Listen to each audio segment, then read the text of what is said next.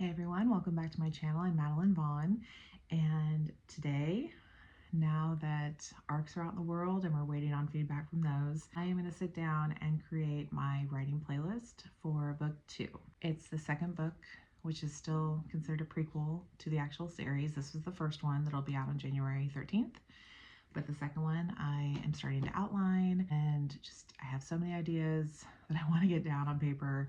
But part of my process is creating the playlist. And for those of you that have alpha or beta or ARC read this book, you already know the characters. Devon is going to be the main point of book 2, like Lenny was in book 1. Although Devon is also in book 1, so you did get to meet her early on. Devon is loosely based on one of my dear friends. We grew up together, essentially. We're the same age. I'm 6 days older, so we're the same age. And I messaged her today and said, I need you to send me a list of the songs that you loved listening to in the late 80s and through the 90s. And her first comment was that it hurt her brain to think that far back because we're 46. If you didn't know that, hi, I'm Madeline Vaughn. I am 46 years old.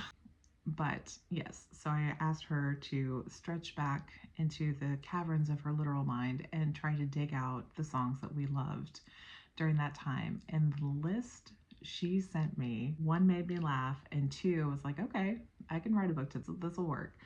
So she's still sending songs over, but I'm going to start curating that playlist, and it helps my entire process. I think my husband thinks I'm crazy. I'm sure he knows I'm crazy actually, but this is just one more thing to add to the list of reasons why I'm crazy.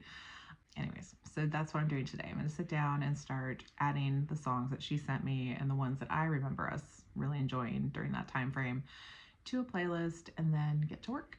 What else? Something, I've talked about it before, I think, on this website, but a book that I love to just kind of refresh my memory when writing a book is this one. If you haven't read it and you are an author, want to get into it, this is pretty fantastic. I think really anybody should read it at any point in their process, just as a good reminder. But yeah, so reading through that again, and then I'm not going to show you the paper, but I started writing plot points and twists that book 2 will have. Now I've got to figure out how to connect them. But that is my day. I hope everybody's having a great day. And if you enjoyed this content, please don't forget to subscribe to follow along on my writing journey.